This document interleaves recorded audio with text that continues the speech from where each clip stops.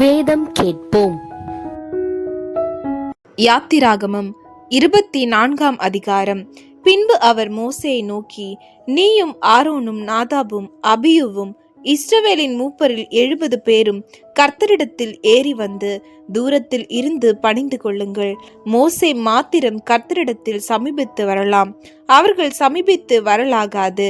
ஜனங்கள் அவனோடே கூட ஏறி வர வேண்டாம் என்றார். மோசே வந்து கர்த்தருடைய வார்த்தைகள் யாவையும் நியாயங்கள் யாவையும் ஜனங்களுக்கு அறிவித்தான். அப்பொழுது ஜனங்கள் எல்லாரும் ஏக சத்தமாய் கர்த்தர் அருளின எல்லா வார்த்தைகளின் படியும் செய்வோம் என்று பிரதியுத்தரம் சொன்னார்கள். மோசே கர்த்தருடைய வார்த்தைகளை எல்லாம் எழுதி வைத்து அதிகாலமே எழுந்து மலையின் அடியில் ஒரு பலிபீடத்தை கட்டி இஸ்ரவேலுடைய 12 கோத்திரங்களுடைய இலக்கத்தின் படியே 12 தூண்களை நிறுத்தினான். இஸ்ரவேல் புத்திரரின் வாலிபரை அனுப்பினான்.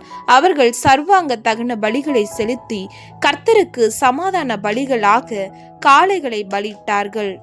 அப்பொழுது மோசே அந்த இரத்தத்தில் பாதி எடுத்து பாத்திரங்களில் வார்த்து பாதி இரத்தத்தை பலிபீடத்தின் மேல் தெளித்து உடன்படிக்கையின் புஸ்தகத்தை எடுத்து ஜனங்களின் காது கேட்க வாசித்தான்.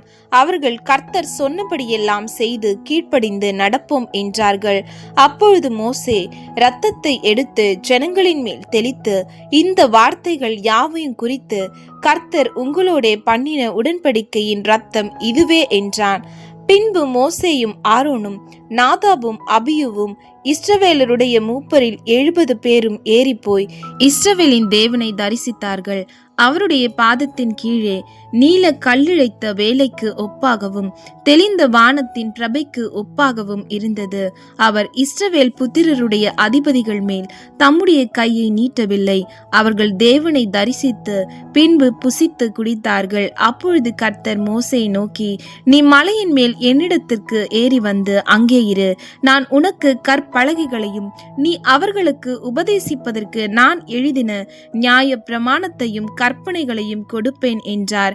அப்பொழுது மோசே தன் ஊழியக்காரனாகிய யோசுவாவோடு எழுந்து போனான்.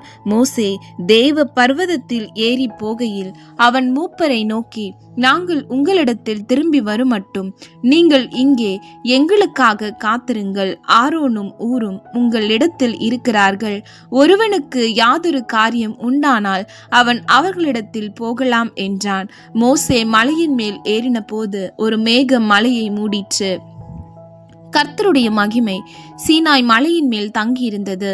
மேகம் 6 நாள் அதை மூடியிருந்தது. 7ஆம் நாளில் அவர் மேகத்தின் நடுவிலிருந்து மோசேயை கூப்பிட்டார். மலையின் கொடுமுடியிலே கர்த்தருடைய மகிமையின் காட்சி இஸ்ரவேல் புத்திரருடைய கண்களுக்கு பட்சிக்கிற அக்கினியை போல் இருந்தது. மோசே மேகத்தின் நடுவிலே பிரவேசித்து மலையின் மேல் ஏறி இரவும் பகலும் 40 நாள் மலையில் இருந்தான்.